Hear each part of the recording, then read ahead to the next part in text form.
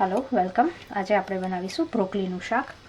તો આ આપણે ગ્રીન બ્રોકોલી લીધી છે, એટલે કે ગ્રીન કોલીફ્લાવર આપણા ગુજરાતી ભાષામાં તમે કહો તો આ બ્રોકોલી છે। તો એને આપણે મોટા મોટા પીસીસમાં આવી રીતે કાપી અને ધોઈ કાઢી છે। આ બ્રોકોલી આમ તો તમે બોઇલ કરીને પણ બધું વેજીટેબલ બોઇલ કરીને ખાઈ શકો છો, તો પણ સરસ લાગે છે। પણ આનું આપણે આજે થોડુંક શાક બનાવીશું આપણી ઇન્ડિયન સ્ટાઇલમાં। તો આ બ્રોકોલી છે તેને આપણે વોશ કરી લીધી છે। તેની માટે આપણે ચણાનો લોટ લીધો છે।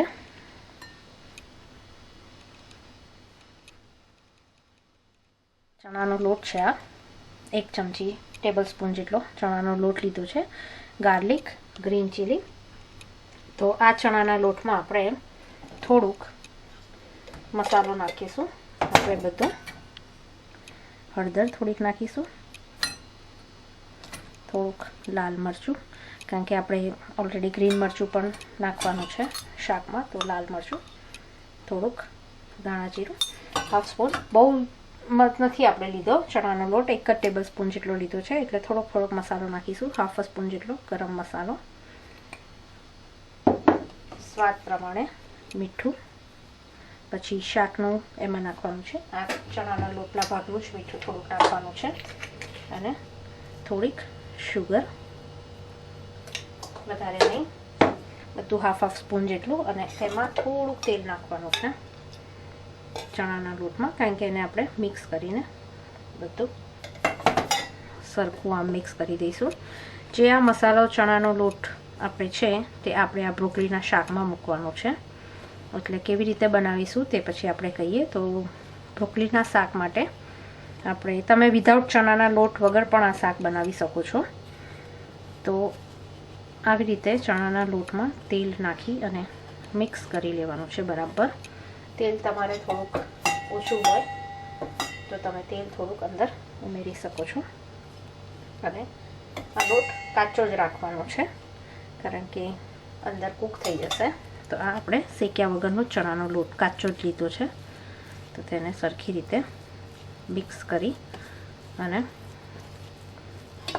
બરાબર મસાલો ચાખી લેવાનો તમારે સહેજ, તે તમારે તીખાશ ને ઓછું હોય ગરપાન મીઠું તો તમે અંદર એડ કરી શકો છો।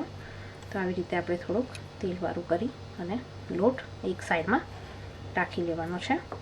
ત્યારબાદ આપણે હવે આ બ્રોકોલીનો વઘાર કરીશું। કેવી રીતે કરવાનો છે તે આપણે કઢાઈમાં તેલ લઈ લીધું છે, તો તેલ થઈ જાય એટલે તેમાં આપણે થોડીક મેથી મૂકીશું। મેથીનો વઘાર કરવાનો છે, મેથી, તો થોડીક આમાં આપણે મેથી મૂકીશું, અને થોડુંક જીરું ને એ થઈ જાય એટલે આપણે તેમાં જે લસણ મૂક્યું છે કાપીને તે નાખી દઈશું અને મિક્સ કરી દઈશું। ચણાનો લોટ આપણે જે આ કર્યો તે આપણે બાફવા પછી મૂકવાનો છે, એટલે તેને સાઈડમાં આપણે રાખી દઈશું। પિંચ ઓફ હિંગ, જે લસણમાં તમારે થોડુંક કરી નાખવાનું છે, થોડી હળદર મૂકવાની છે, કારણ કે આપણે વઘારમાં તેનો કલર આવે, એના માટે આપણે થોડુંક તેલ વધારે લેવાનું છે, કારણ કે આ થોડુંક કોરું શાક થાય, તો તમારે 3 ટેબલ સ્પૂન જેવું તેલ લેવાનું છે શાક માટે। લસણ થઈ જાય એટલે મરચાં જે કાપ્યા હતા આપણે લીલા એ અંદર મૂકી દેવાના છે। આ બહુ જલ્દી ને ફાસ્ટ થઈ જતું હોય છે શાક, એટલે કોઈક દિવસે કોલીફ્લાવર નહીં ના હોય, બ્રોકોલી હોય, તો તમે એને આવી રીતે ફટાફટ શાક બનાવીને પણ તેને ખાઈ શકો છો। તો 5 થી 7 મિનિટમાં તો આ શાક આપણું રેડી થઈ જાય છે, અને ખાવામાં પણ સરસ લાગે છે। તો આ લસણ નહીં આપણું થઈ ગયું છે, તો આપણે જે બ્રોકોલી છે તે અંદર મૂકી દઈશું બધી, અને મીઠું નાખી દઈશું થોડું સ્વાદ પ્રમાણે। ચણાના લોટમાં આપણે નાખ્યું છે થોડુંક, એટલે એ પ્રમાણે આમાં પણ થોડુંક જ બ્રોકોલીના માપનું મૂકવાનું છે, અને તેને આપણે ધીમા તાપે ઢાંકી અને સરસ 3 થી 4 મિનિટ થોડુંક આ બ્રોકલી શોષાઈ જાય તેટલી મિનિટ રાખવાનું છે. 4 મિનિટ સુધીને ઢાંકીને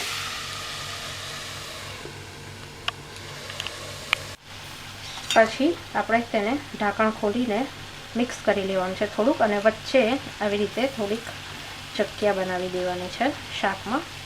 થોડુંક મિક્સ કરીને પછી જે આ ચણાનો લોટ આપણે કહ્યું હતું તેમ તેને વચ્ચે મૂકી દેવાનો છે થોડોક કરીને, અને ત્યારબાદ પછી આવી રીતે મિક્સ કરીને તેને વચ્ચે મૂકી દેવાનું છે અને ઢાંકીને 3 થી 4 મિનિટ થવા દેવાનું. અને પછી બધું શાક મિક્સ કરી લેવાનું છે ઉપર નીચે. આવી રીતે ચણાનું શાક લોટ મૂકી પછી તેના ઉપર કામ કરી દેવાનું છે. વચ્ચે થોડીક જગ્યા બનાવીને ચણાનો લોટ મૂકી તેના ઉપર ઢોકળી મૂકી દો અને પછી 4 થી 5 મિનિટ તેને ઢાંકી અને રહેવા દો. અને આ ઢાંકણા ઉપર તમે થોડું પાણી મૂકી શકો છો આવી રીતે, કારણ કે આપણે અંદર મૂક્યું નથી તો ઉપર ઢક્કણ ઉપર થોડુંક પાણી મૂકી રાખો, કારણ કે તેની વરાળથી તે શાક અંદર બ્રોકલી બફાઈ જશે. આ શાક થઈ જાય એટલે તમે થોડુંક 2-3 મિનિટ જેવું અમે તમે ઢાંકીને રાખવાનું કહ્યું તેમ રાખી અને પછી ઉપર નીચે કરીને મિક્સ કરી લો બધું જ, એટલે ચણાનો લોટ ને બધું થોડુંક અંદર મિક્સ થઈ જશે શાકમાં. તો આ આજનું આપણું બ્રોકલીનું શાક રેડી થઈ ગયું છે. તો આને તમે રોટલી ભાખરી સાથે કે પૂરી સાથે ખાઈ શકો છો, એમનેમ પણ ખાઈ શકો છો, રાઈસ સાથે, જેવી રીતે તમને ભાવે તે રીતે તમે ખાઈ શકો છો. અને જેમ આપણે આગળ કહ્યું કે તમે ચણાના લોટ વગર પણ આ શાક એવી જ રીતે બનાવી શકો છો. તો એમાં ખાલી તમારે ચણાનો લોટ નહીં નાખવાનો તો પણ બની શકે છે, અને ચણાનો લોટ નાખીને આવું બનાવો તો થોડુંક લચકા જેવું શાક થાય છે, તે પણ ભાખરી રોટલી સાથે સરસ લાગે છે. તો આ શાક આપણું બ્રોકલીનું તૈયાર થઈ ગયું છે. તો તમે બનાવો, ટ્રાય કરો અને ખાઓ. Thank you very much.